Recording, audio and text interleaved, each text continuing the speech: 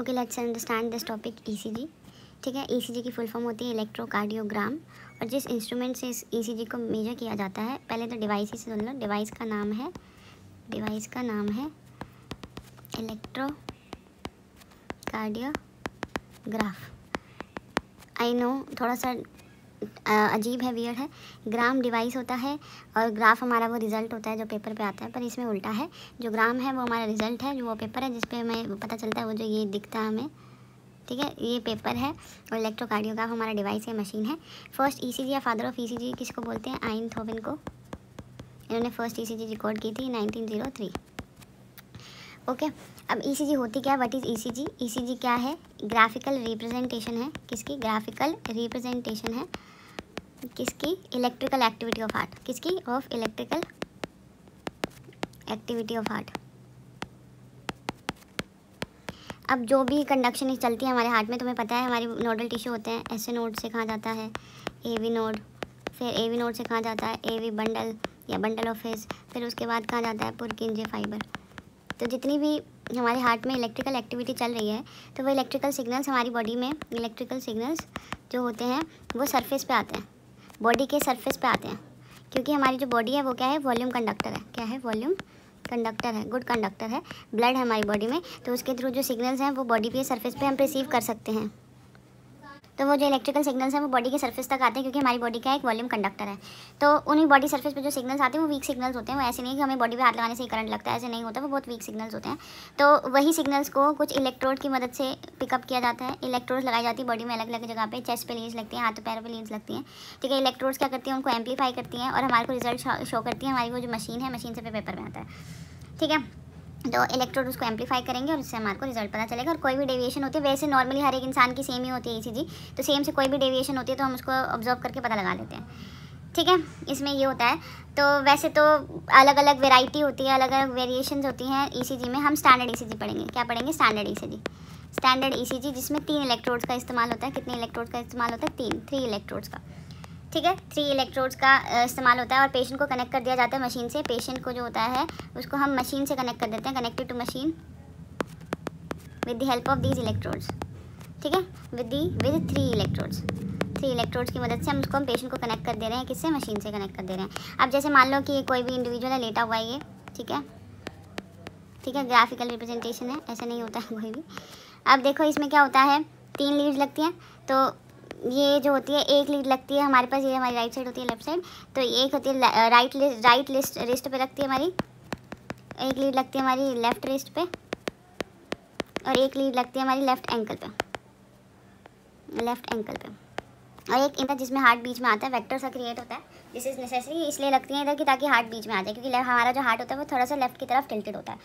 ठीक है, standard ECG में कितने इलेक्ट्रोड लगते हैं? 3। ध्यान रखना जगह कौन सी है? राइट रिस्ट, लेफ्ट रिस्ट और लेफ्ट एंकल। क्यों लगाई है इस डायरेक्शन में? ताकि हार्ट हमारा क्या हो जाए? बीच में आ जाए। अब ये जो ग्राफ बनता है, एक second. So this is the graph which we see on the paper, या जो भी मशीन में चल रहा होता है। तो इसमें अलग अलग हमारे को वेव्स दिखती हैं, जैसे कि पी वेव हो गया, QRS कॉम्प्लेक्स हो गया, क्योंकि सिंगल वेव ने पूरा कॉम्प्लेक्स है इसका, और टी वेव हो गई। ठीक है, अब ये अलग अलग चीज़ों को, एक्टिविटी को बताता है हार्ट में। मेजरली हम इसमें इलेक्ट्रिकल एक्टिविटी देख रहे हैं, सिस्टोल डायस्टोल नहीं देख रहे हैं। हम इसमें सिर्फ किसकी बात कर रहे हैं? इलेक्ट्रिकल एक्टिविटी की। किसकी बात कर रहे हैं? इलेक्ट्रिकल एक्टिविटी की। ठीक है, तो यहाँ इलेक्ट्रिकल एक्टिविटी को ध्यान में रखते हुए पढ़ेंगे हम। जो पी वेव होती है वो किसको रिप्रेजेंट करती है? जैसे एसए नोड ने सिग्नल जनरेट किया, वो दोनों एट्रिया में जाता है। तो पी वेव किसको रिप्रेजेंट करती है? डीपोलराइजेशन ऑफ एट्रिया, या फिर इलेक्ट्रिकल एक्साइटेशन ऑफ एट्रिया। ठीक है, अब इस डीपोलराइजेशन के बाद क्या होगी? Which will lead to atrial systole. ध्यान रखना, ये जो पी वेव है ये किसको रिप्रेजेंट कर रही है? डीपोलराइजेशन को, ना कि सिस्टोल को।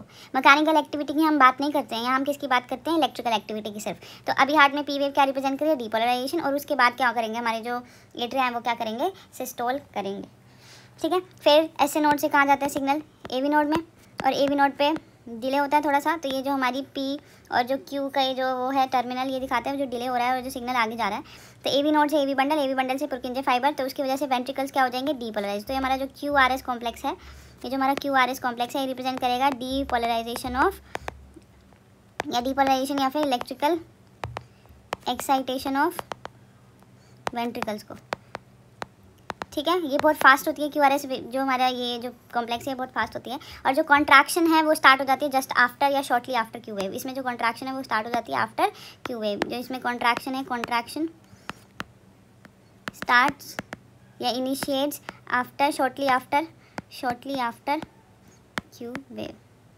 ठीक है, फिर उसके बाद हमारी जो ये टी वेव है, टी वेव क्या रिप्रेजेंट करती है? Repolarisation of atria. Repolarisation of atria मतलब अब रीपोलराइजेशन ऑफ एट्रिया नहीं, रीपोलराइजेशन ऑफ वेंट्रिकल्स।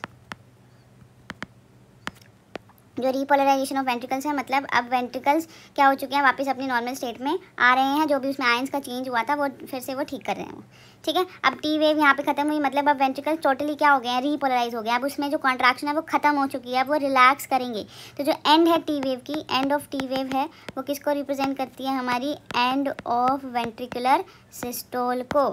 ठीक है, इसमें क्या है? टी वेव रिप्रेजेंट कर रही है return of ventricle from excited to normal state. तो जो एंड ऑफ टी वेव वो क्या मार्क करती है? End of ventricular systole.